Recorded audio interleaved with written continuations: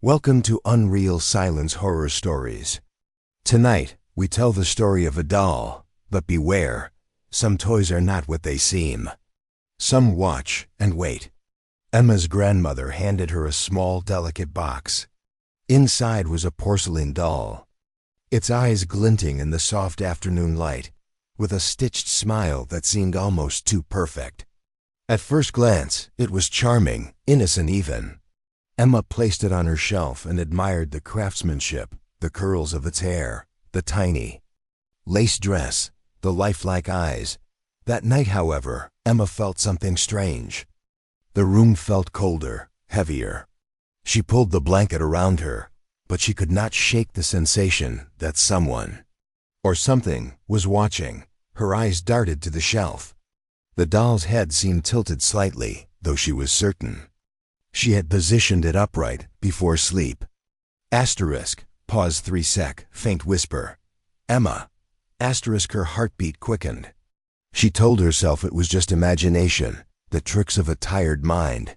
Over the next few days, small oddities began to occur. The doll would appear in places Emma didn't leave it. On her chair, facing the door, or at her desk, staring silently. Pens rolled across the floor. Papers shifted mysteriously, and faint giggles echoed through the house when she was alone. Emma tried to ignore it, but a growing sense of dread tightened around her chest like a vice. One evening, she set the doll on her bed, thinking that keeping it close would calm her nerves. But as the clock struck midnight, she awoke to a faint movement. The doll had shifted. Its porcelain fingers were now pointing toward her, its stitched smile seeming to widen under the pale moonlight. Pause 5 sec, sound cue, slow creaking floor. Emma froze. Her mind screamed for logic, but none came.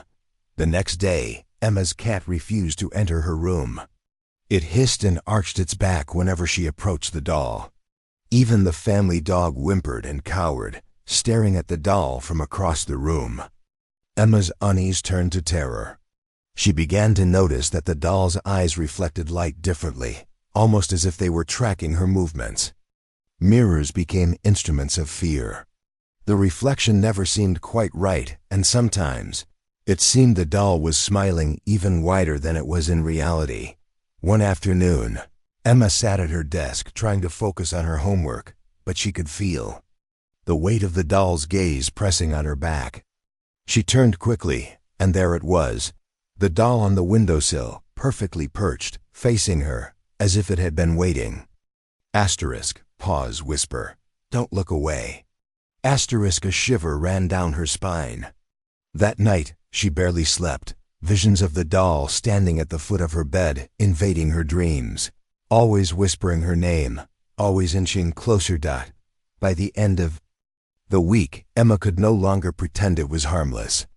Objects shifted, shadows moved unnaturally, and every creak of the floorboards seemed amplified by the doll's unseen presence.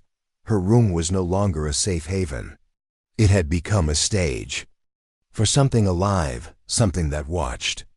And so, Emma realized that this was no ordinary doll. It was a watcher. And tonight, she would learn just how far its eyes followed her. Emma's unease grew each day.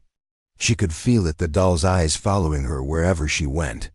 Even when she left the room for a few minutes, by the time she returned, the doll had moved. Sometimes it was on her desk, facing her. Other times it was perched on a chair, its tiny hands gripping the edges as though it had climbed there. One evening, as the sun dipped below the horizon, casting long shadows across the room, Emma was brushing her hair in front of the mirror. Out of the corner of her eye, she thought she saw movement. She turned quickly. There it was, the doll, now on the windowsill, staring at her reflection. Its smile seemed sharper, its eyes glimmered, almost human. Emma's reflection didn't feel like her own. Behind her, in the glass, she could have sworn she saw the doll lean forward, its tiny head tilting ever so slightly. Asterisk, pause 5 sec, whisper. I see you. Asterisk, her breath caught in her throat. As days passed, the doll's presence became more aggressive. Footsteps echoed in empty hallways. Doors opened and closed on their own. Books fell from shelves, scattering papers across the floor. Objects she had carefully placed were moved, sometimes positioned in disturbing ways, pointing toward her, as if guiding her attention. Emma's nights were worse. She could no longer sleep peacefully. Every creak of the floorboards sounded like deliberate footsteps pacing around her bed. The doll would appear closer each morning, sometimes on her pillow, sometimes sitting upright at the foot of her bed. Its smile never wavered. Its gaze never left her. One night, she awoke to a faint giggling. It was soft at first, almost playful, but gradually grew more sinister. Her heart pounded. She turned on the bedside lamp, and there it was, in the corner. The doll, sitting upright, staring at her. Its eyes reflected the lamplight in a way that made them glow, unnaturally bright. Emma wanted to scream, but no sound came out. She felt paralyzed, as though some invisible force was holding her down. Asterisk, pause, faint whisper. You can't leave. She tried to ignore it, reasoning that it was her mind playing tricks, exhaustion magnifying her fear. But then her cat, which had previously refused to enter the room, jumped onto the bed, hissing violently at the doll. The air felt heavy, cold, almost solid. Her breath came in short, visible puffs, though the heater had been on all night. Emma began keeping a journal, noting every strange occurrence, hoping to find a pattern. She discovered that the doll moved mostly at night, always positioning itself closer to her. Shadows seemed to stretch unnaturally toward it, and her reflection often showed fleeting images, shapes she couldn't explain, just behind her, or over her shoulder. The terror escalated when she tried to confine the doll to a box. The next morning, it was back on the shelf, perfectly positioned, as if mocking her attempt to control it. Emma realized with dawning horror, the doll was not just a toy. It was aware. It was watching, and it was patient. Emma's fear had reached its breaking point. Sleep no longer came easily. Each night, the doll appeared closer, moving in ways she could not explain. She felt its gaze even when her eyes were closed.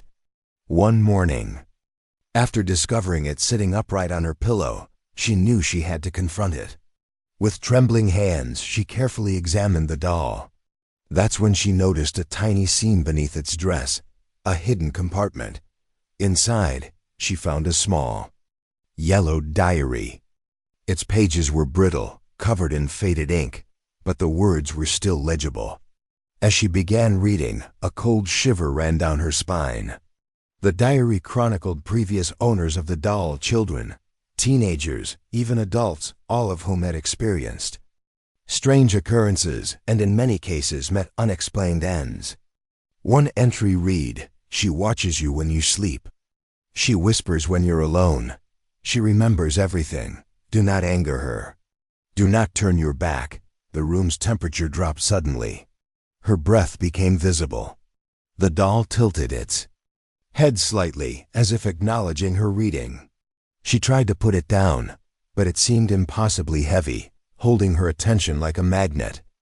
Every word of the diary seemed alive, each sentence a warning dot. As the clock struck midnight, Emma awoke to faint footsteps pacing around her room. Shadows stretched unnaturally across the walls, twisting and bending like living shapes.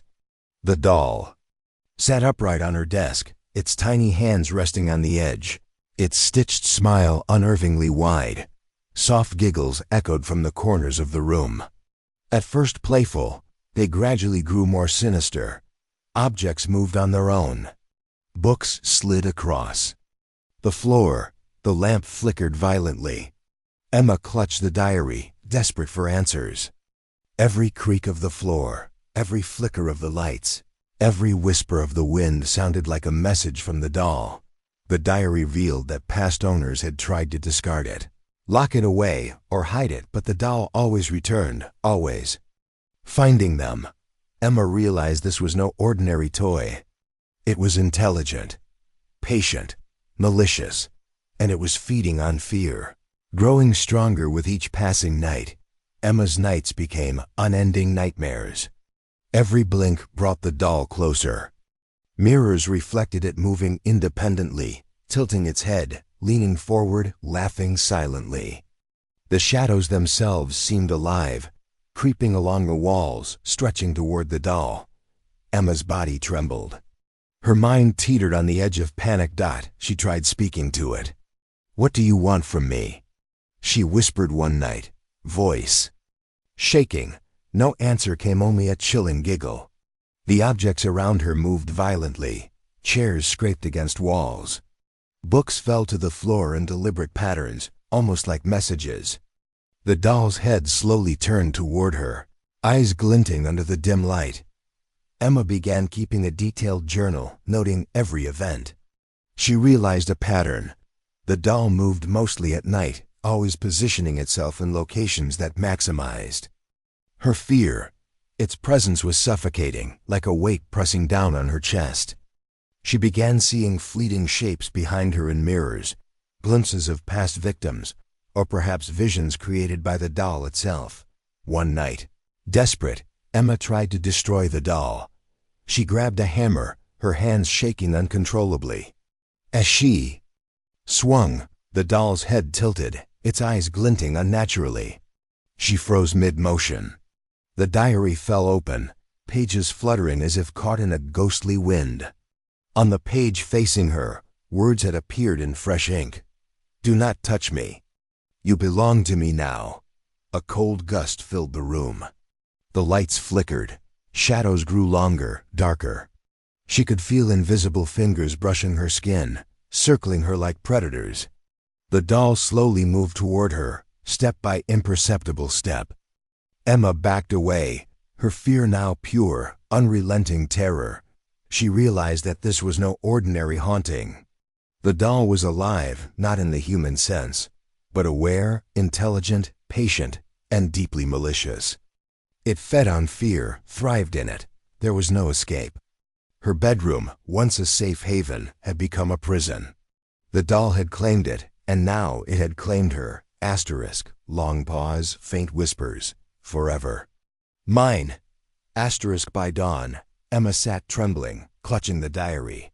Her body exhausted, her mind frayed. She understood a terrifying truth.